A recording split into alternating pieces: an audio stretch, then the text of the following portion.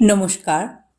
সকল গল্পপ্রেমী ও সাহিত্যপ্রেমী শ্রোতা বন্ধুদের আমার অনেক স্বাগত। আমার আজকের নিবেদন শীর্ষেন্দু মুখোপাধ্যায়ের একটি ছোট গল্প, তৃতীয় পক্ষ। একদম আনকোড়া টাটকা নতুন বউকে নিয়ে বেড়াতে বেরিয়েছিল কনিষ্ক গুপ্ত। বউয়ের নাম শম্পা। শম্পার সঙ্গে বিয়ের আগে কখনো দেখা হয়নি গুপ্তর। প্রেমের প্রশ্নই ওঠে না। এমনকি বিয়ের আগে শম্পাকে চোখেও দেখেনি। একটা ফটোগ্রাফ অবশ্য পাঠিয়েছিল ওরা, কিন্তু সেটাও স্পর্শ করেনি। বিয়ের আগে গুপ্তর একটা প্রেম কেটে যায়। সে বিয়ে করতে চেয়েছিল মলি নামের এক স্কুল শিক্ষিকাকে। মলি দেখতে শুনতে যাই হোক, স্বভাব যেমন ধারাই হয়ে যাক না কেন, গুপ্ত তাকে ভালোবাসত। মলিরও গুপ্তর প্রতি ভালোবাসার অভাব দেখা যায়নি কখনো। কিন্তু ঠিক মাস ছয়েক আগে এক বিকেলে ভিক্টোরিয়ার বাগানে বসে মলি গুপ্তকে একটা সদ্য চেনা চৌকস ছেলের বিবরণ দিয়েছিল। ছেলেটা নাকি দুর্দান্ত স্মার্ট, আইএস দিয়েছে এবং নির্ভুল ইংরেজি গড়গড় করে বলতে পারে। গুপ্তের কোনোটাই পারে না। সে একটা কলেজের দর্শনের অধ্যাপক, কিন্তু অধ্যাপনায় তার একদম সুনাম নেই, বরং ছাত্ররা তার ক্লাস কামাই করে। একবার তার বিরুদ্ধে জয়েন্ট পিটিশনও দিয়েছিল অধ্যক্ষের কাছে। তাই মলির মুখে এক অচেনা ছেলের চৌকসে বিবরণ শুনে সে একটু নার্ভাস হয়ে যায়। প্রেমের ক্ষেত্রে কোনো রকম প্রতিদ্বন্দ্বিতা তার পছন্দ নয়, কারণ বরাবর গুপ্ত প্রতিদ্বন্দ্বিতায় হেরে গেছে। স্কুলের নিচু ক্লাসে পড়ার সময় একবার সে স্কুল স্পোর্টসে নাম দেয়। 100 মিটার দৌড়ে শুরুতে সে বেশ একটু এগিয়ে গিয়েছিল, অন্তত সেকেন্ড প্রাইজটা পেতই। হঠাৎ নিজের এই আশু সাফল্য টের পেল সে। বুঝল সে সেকেন্ড হতে চলেছে। দৌড় শেষে ফিতেটাও খুব কাছে এগিয়ে এসেছে। কিন্তু যেই ব্যাপারটা সে টের পেল, অমনি তার দুই হাঁটুর একটা হঠাৎ কেন যে আর একটাকে খটাং করে ধাক্কা মারল কে জানে। সেখানেই শেষ নয়, শোধ নিতে অন্য হাঁটুটাও এই হাঁটুটাকে দিল গুঁতিয়ে। কনিষ্কগুপ্ত ফিতে ছুঁতে পারল না। দৌড় শেষের কয়েক গজ দূরে নিজের দুই হাঁটুর হাঙ্গামায় জড়িয়ে বস্তার মতো পড়ে গড়াগড়ি খেল। আর একবার আবৃত্তি প্রতিযোগিতায় 1400 সাল আবৃত্তি করার সময় সে এত চমৎকারভাবে কবিতাটির অন্তর্নিহিত ব্যথা ও বেদনাকে কণ্ঠস্বরে প্রক্ষেপ করেছিল, সে নিজেই বুঝেছিল প্রতিযোগিতায় তার ধারে কাছে কেউ আসতে পারবে না। শ্রোতারাও শুনছিল মন্ত্রমুগ্ধের মতো।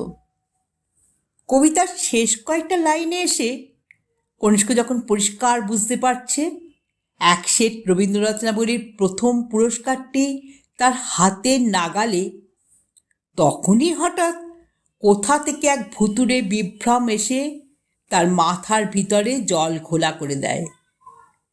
শেষ দুটি লাইন একদম মনে পড়ল না। বার কয়েক তোদলালো সে।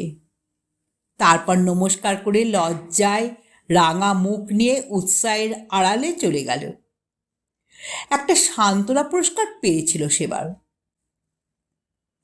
বড় হওয়ার পর একবার বন্ধুদের পাল্লায় পড়ে রেসের মাঠে গিয়েছিল কনিষ্ক।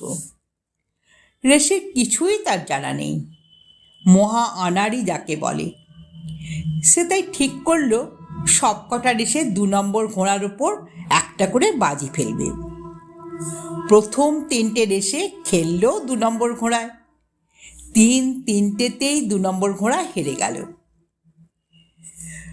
তখন এক বন্ধু বলল, কি আনাড়ির মতো পয়সা নষ্ট করেছিস, দেখে শুনে বাছাই ঘোড়ার ওপর খেল। একটু দ্বিধায় পড়ল কনিষ্ক। তখন প্রায় 15 টাকার লস চলছে। এই দ্বিধাই তার কাল হলো। পরের 4টে রেসে সে বাছাই ফেভারিট ঘোড়াগুলোর ওপর বাজি ধরতে লাগলো। সব কটাতেই হার, কিন্তু শেষ 4টে রেসে প্রতিবার জিতল 2 নম্বর ঘোড়া। প্রতিদ্বন্দ্বিতা ও প্রতিযোগিতাকে তাই বড় ভয় পায় কনিষ্কগুপ্ত। মলির মুখে সেই অচেনা পুরুষটির প্রশংসা শুনে সে মনে মনে খুব অস্বস্তি বোধ করতে থাকে। এতকাল মলিকে নিয়ে তার কোনো ভাবনা ছিল না, খুব সহজ ছিল সম্পর্ক। ব্যাপারটা ভালো করে বোঝবার জন্য সে পরদিন নিজে থেকেই সেই ছেলেটির প্রসঙ্গ তুলে বলল, মলি, কাল তুমি সুব্রত নামের ছেলেটির কথা বলছিলে, তার কথা শুনতে আমার বেশ লাগছিল। কেমন দেখতে বলো তো? মেয়েরা গন্ধ পায়। মলি একবার সচকিত হয়ে কনিষ্কের দিকে তাকালো, আর মলির সেই সচকিত ভাবটুকু দেখে কনিষ্ক বেশ সচকিত হয়ে ওঠে। মানুষের দুর্বল গোপনীয় কোনো বিষয় স্পর্শ হলে মানুষ ওই রকম চমকে ওঠে, কেমন করে। কিন্তু মলির সে ভাবটা বেশিক্ষণ রইল না। আসলে সুব্রতর চালচলনে সে এত বেশি মুগ্ধ হয়েছে যে সে কথা কাউকে না বলেই বা সে থাকে কি করে। মলি বলল, দেখতে ধরো 6 ফুট লম্বা, ছিপছিপে, রং একটু কালো হলেও মুখখানা ভীষণ চালাক, এত সুন্দর হাসে। কনিষ্ক নিজে 5 ফুট 5, রোগা, ফ্যাকাশে এবং ভাবুক ধরনের চেহারা। সে আবার ভীষণ অন্যমনস্ক, প্রায় সময় এক কথার আর এক উত্তর দেয়। মনে মনে নিজের পাশে সুব্রতকে কল্পনা করে সে ঘুমিয়ে গেল। মলির সঙ্গে সেই থেকে সম্পর্কটা আর স্বাভাবিক রইল না। মাঝখানে এক অচেনা সুব্রত এসে পর্দা ফেলে দিল। পরের 1 মাস কনিষ্ক নানা জ্বলুনিতে জ্বলে গেল মনে মনে। মলি তখন প্রায় সময় সুব্রতর সঙ্গে প্রোগ্রাম করে। তবে সে কথা বলতো, দেখো, হিংসে করো না যেন, কোনো পুরুষই তোমার চেয়ে শ্রেষ্ঠ নয় আমার কাছে। কিন্তু কনিষ্ক সে কথা মানে কি করে? সে যে অনবরত হীনমন্যতায় ভুগছে। তাই একদিন সে তার পরিষ্কার গোটা গোটা হস্তাক্ষরে চিঠি লিখে মলিকে জানিয়ে দিল, আমাদের আর বেশি দূর এগোনো ঠিক নয় মলি, এইখানেই দাড়ি টেনে দেওয়া উচিত। চিঠি লিখে সে 2 মাসের ছুটি নিয়ে বাইরে গেল বেড়াতে। এতদিনে বাড়ির লোকেরা তার বিয়ে ঠিক করল। মাত্র 15 দিন আগে সে সম্পূর্ণ অদেখা, অচেনা, অজানা শম্পাকে বিয়ে করেছে। বলতে কি, শম্পার সঙ্গে তার প্রথম দেখা শুভদৃষ্টির সময়। ভালো করে তাকায়নি কনিষ্ক। তার মনে তখন এক বিদ্রোহ ভাব, সমস্ত পৃথিবীর প্রতি তার বিতৃষ্ণা, বিরাগ হয়। গত 15 দিন সে যে শম্পার সঙ্গে খুব ভালো করে মিশেছে তা বলা যায় না। কথাবার্তা হয়েছে, পাশাপাশি এক বিছানায় শুয়েছে, প্রাণপণে ভালো ব্যবহার করার চেষ্টা করেছে মেয়েটির প্রতি। কিন্তু তা বলে তার মনে হতাশা ও সন্দেহের ভাবটি যায়নি। কেবলই মনে হয় পৃথিবীর সর্বত্র তার চেয়ে বহু গুণে যোগ্যতর লোকেরা ছড়িয়ে আছে। সে একটা হেরো লোক। নিজের সম্পর্কে এইসব জরুরি চিন্তা তাকে এত বেশি ব্যস্ত রেখেছিল যে তার কাম তিরোহিত হয়, আগ্রহ কমে যেতে থাকে। শম্পা দেখতে কেমন তাও সে বিচার করে দেখেনি। কনিষ্কর মা সকালে তাকে ডেকে বললেন, খোকা, বৌমা কেন লুকিয়ে লুকিয়ে কাঁদে রে? তোর কি বউ পছন্দ হয়নি? কনিষ্ক মুশকিলে পড়ে গেল। তা নয়, আমি তো ভালো ব্যবহারই করি। শুধু ভালো ব্যবহারে কি সব মিটে যায় বাবা? পুরনো কথা ভুলে এবার নতুন করে সব শুরু করে দাও। যাকে ঘরে এনেছ তার দিকটা এবার দেখো। বউ তো কৃতদাসী নয়, তার মনের দিকে নজর দিতে হবে। কি করব মা, আমার হইচই ভালো লাগে না। হইচই করতে হবে না, আজ বিকেলে বৌমাকে নিয়ে বেড়াতে যা। দিরাগমন সেরে আসবার পর দুজনে মিলে তো কোথাও গেলি না দেখলাম। অনেক ভেবেচিন্তে প্রস্তাবটা গ্রহণ করল কনিষ্ক। আসলে মলি বা সুব্রতর কথা ভাবার কোনো মানেই হয় না, কেননা এই নতুন অবস্থায় সে আর পুরনো সম্পর্কের মধ্যে ফিরে যেতে পারে না। সিনেমা দেখার কথা ছিল, কিন্তু টিকিট পাওয়া যায়নি, তাই নিছক ঘুরে বেড়ানোর জন্যই দুজনে বেরিয়েছে। কথা আছে আজ রাতে বড় কোনো রেস্টুরেন্টে দুজনে রাতের খাওয়া সেরে একেবারে বাড়ি ফিরবে। কনিষ্ক ট্যাক্সি নিয়েছিল। টালিগঞ্জ ছাড়িয়ে খানিক দূর আসতেই শম্পা বলল, শোনো, ট্যাক্সিটা এবার ছেড়ে দাও। কেন? ট্যাক্সি করে আমাদের মতো লোক বেড়াতে যায় না। মধ্যবিত্তরা প্রয়োজনে ট্যাক্সি নেয়, বেড়ানোর জন্য ট্যাক্সি ভালো নয়। তবে কিসে যাবে? ট্রামে বাসে যা ভিড়। হোক, তবু ভিড় ভালো, কত মানুষ দেখা যায়। কনিষ্ক নড়ে চড়ে বলে, তুমি কি ভিড় পছন্দ করো? আমি করি না। ভিড় নয়, তবে মানুষ পছন্দ করি। ট্যাক্সির ভিতরে নিঝুম হয়ে বসে থাকাটা ভারী একঘেয়ে, কিছু দেখা যায় না, শোনা যায় না। কনিষ্ক রাসবিহারীর মোড়ে ট্যাক্সি ছেড়ে দিল। হাঁটতে হাঁটতে শম্পা বলল, তোমাকে কিছু জিজ্ঞেস করতে শাশুড়ি মা আমাকে বারণ করেছেন, কিন্তু আমার একটা কথা খুব জানতে ইচ্ছে করে। কি? তুমি এত অহংকারী কেন? আমি অহংকারী নয়। কনিষ্ক অবাক হয়ে বলে, মোটেই নয় শম্পা, বরং আমি ঠিক উল্টোটাই সবসময় ভাবি। আমার মনে হয় আমি বড় অপদার্থ পুরুষ। সে কি? কেন? আমি তো তেমন স্মার্ট নই, লম্বা চওড়া নই, আমার ভিতরে হাজার রকমের ডেফিসিয়েন্সি। শম্পা খুব খিলখিলিয়ে হাসে, বলে, তাই নাকি? তাহলে তো তোমাকে বিয়ে করাটা মস্ত ভুল হলো। হলোই তো। শোনো, ভাবতে গেলে আমারও হাজারটা ডেফিসিয়েন্সি। নিজের দোষ কোলে করে বসে থাকলে তো জীবনটাই তেতো হয়ে গেল। শীতকালের বেলা, ক্রিসমাসের ছুটি চলছে, হাজারটা লোক বেরিয়ে পড়েছে রাস্তায়। অপরাহ্নের কোমল কবষ্ণ রোদে আর ছায়ায় অপরূপ হয়ে আছে পথঘাট।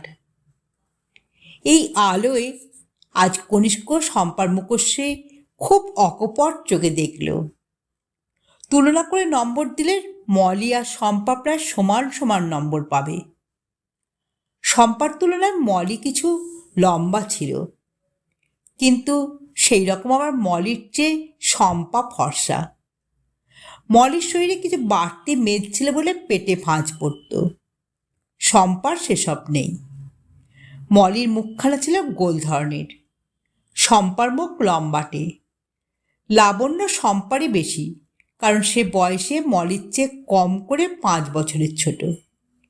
বিয়ে পরীক্ষা দিয়েই তার বিয়ে হয়েছে।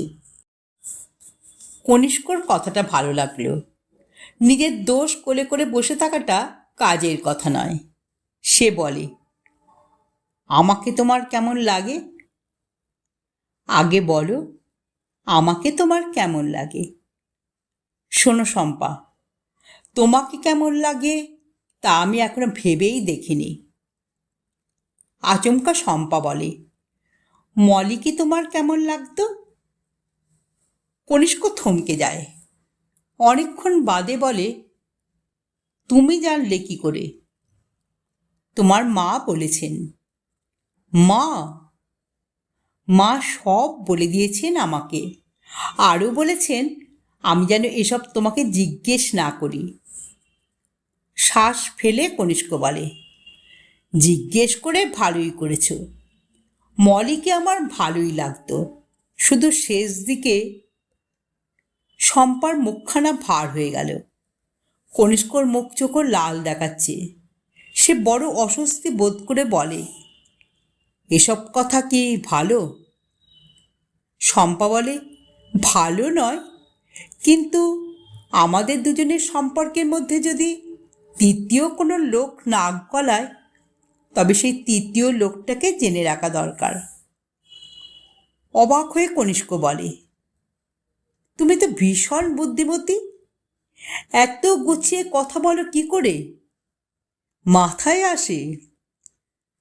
শম্পার ভার মুখ হালকা হয়ে গেল।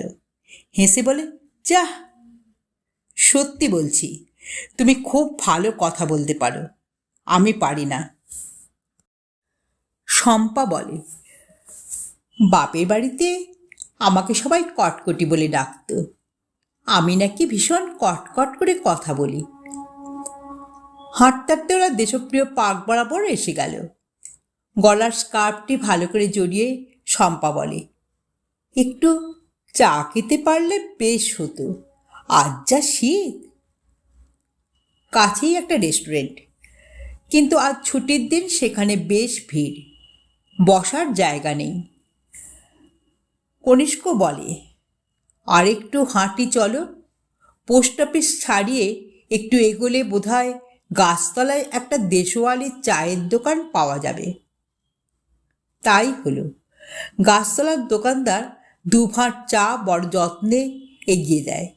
শম্পার কনিষ্ক দাঁড়িয়ে দাঁড়িয়ে ভাঁড়ে চুমুক দেয়। কনিষ্ক বলে, কেমন? বেশ গো। কনিষ্ক খুশি হয়ে পয়সা মিটিয়ে দেয়।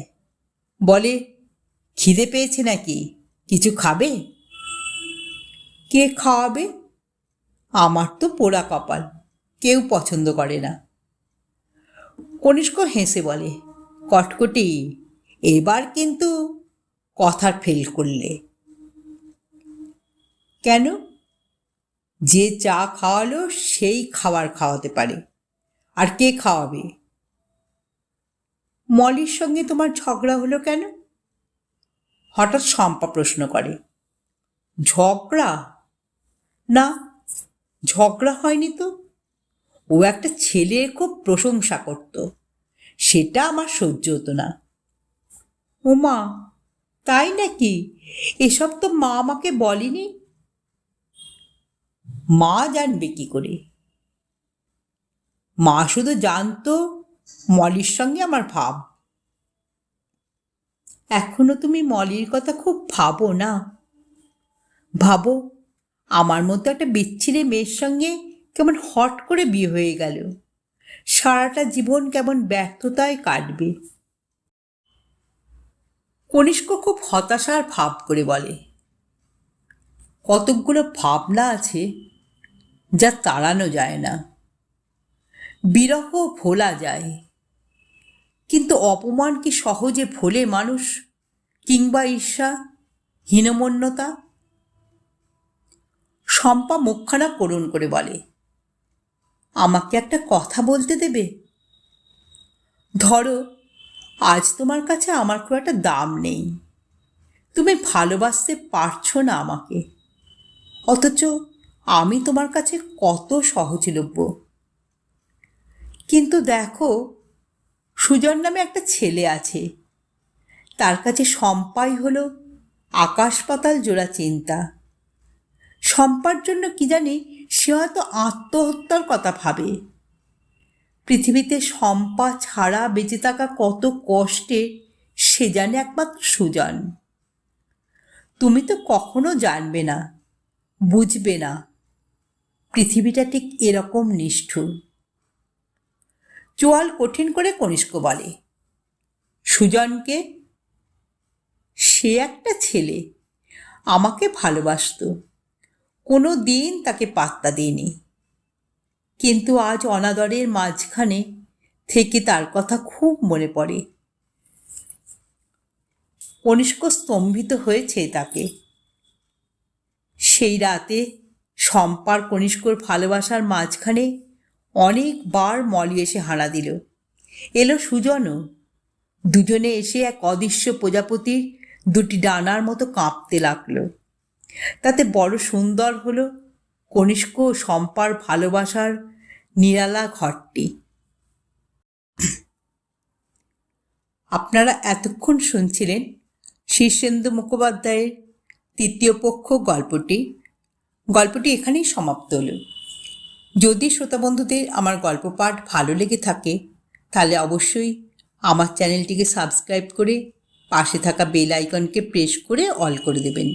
তাহলে যখনই আমি নিত্য নতুন গল্প আপলোড করব আপনারা সঙ্গে সঙ্গে পেয়ে যাবেন। আপনারা সবাই খুব ভালো থাকবেন। নমস্কার।